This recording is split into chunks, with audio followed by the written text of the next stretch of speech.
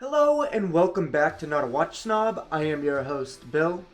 And today we're going to be talking about some of the biggest regrets I have ever made, personally, as a watch collector. No regrets. You have no regrets? Dad? No. Like not even a single letter? No way. Not me. Some of these regrets are, actually all of these regrets are self-induced, and so I decided that I'd make a video to hopefully warn other future watch collectors what not to do when watch shopping and when building the perfect dream collection. If you like seeing your watches and getting your wallet drained, if you wanna go Rolex, but your wife might complain. Number 1, selling my Alpena. It's the one that got away. It's the watch that I sold off thinking, I never use it, and I really regret selling that watch. I loved the functionality, I loved what I paid for it, I thought it was such high quality, the box, the movement, everything about that watch was just meticulously made, and there were so many great functions for that watch, and I just, like an idiot, sold it off, and I regret it big time. I keep on trying to buy other GMTs to try to fill that big gaping void in my heart, but none of them really do that for me. So definitely selling my Alpena was one of the biggest watch mistakes I have ever made.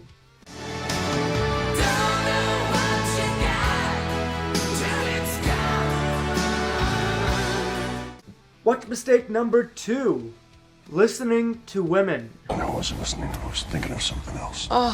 Now, we're guys. Let's just be honest here. Let's call it for what it is. We're guys, and there's not much we won't do for a little I'm gonna meow the out of you. We've definitely done some stupid shit just to try to either be with a woman or stay with a woman, whatever it might be, and I have fallen victim big time to that. So one of my watch regrets is at the time I was engaged, my fiance was complaining that I spend too much money and time on watches. So I took this ultimate watch collection that I had and I sold probably 90% of them off.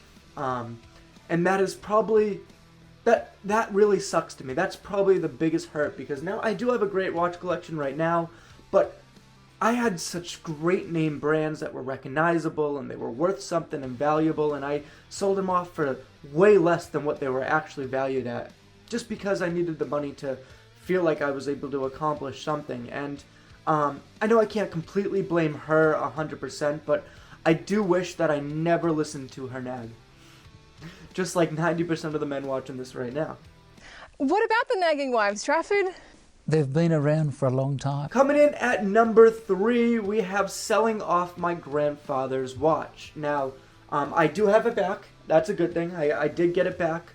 But at the time, I really thought, whatever, it doesn't matter. And I sold it off and didn't care or think twice about it. But as time progressed, I kept on thinking, damn, I have so many memories with that watch. And even though my grandfather's still alive, I have so many great fond memories with him. So there are just so many times that I just kept on missing that watch, and I ended up reaching out to the guy I sold it to, who then sold it to me for double what I sold it to him for, and it was broken, smashed up, beat up, the crystal fell off, everything was wrong with that watch, and then I had to dump an extra $500 into that watch to fix it up to where it used to be. It definitely hurt me financially, and it definitely took a big hit, but I'm glad I have it back, and it is definitely one of the biggest regrets I have as a watch collector. Number 4. This is a story for the ages. I was 18, 19, maybe probably 18, in college freshman year, and I developed a bit of a drinking problem. It was at that moment that I first realized Elaine had doubts about our relationship. And that, as much as anything else, led to my drinking problem. Who doesn't do that in college? I mean, are we all guilty of it? Come on.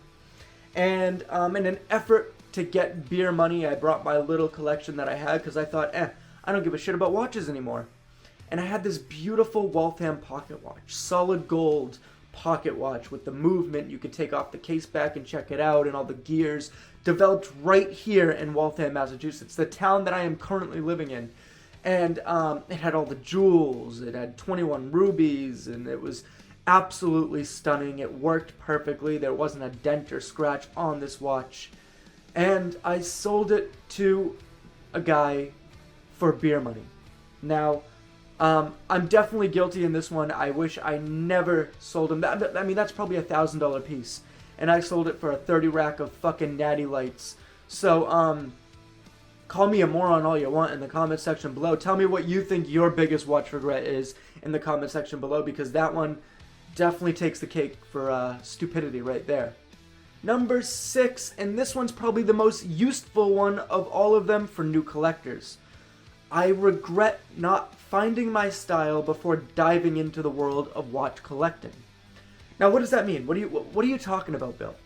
I think every collector should start off with junk watches, cheap watches, find their style, what they really like, what intrigues them. I don't think you should go for Breitling, Omega, Rolex right away, because you might buy a watch and completely regret buying it. So I think starting out with a Pangani design, starting out with these cheap watches, some beater watches, some Timexes in different styles. I'm talking field watches, dress watches, diamond watches, a bunch of different watches, whatever you think that you would like personally. Try it out on the cheaper end tier watches.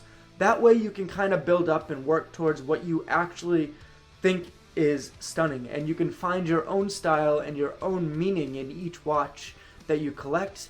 And I regret not finding my own style, because there were plenty of times where I bought a chronograph, a blacked out chronograph, just because it said Oris, or just because it said this or that.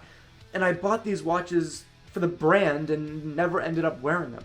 Now I find more comfort in some of the cheaper watches that I have than the watches that have bigger hitting names. Now, I think that's definitely a lot of good advice for watch collectors. You should definitely find your style before diving into collecting watches.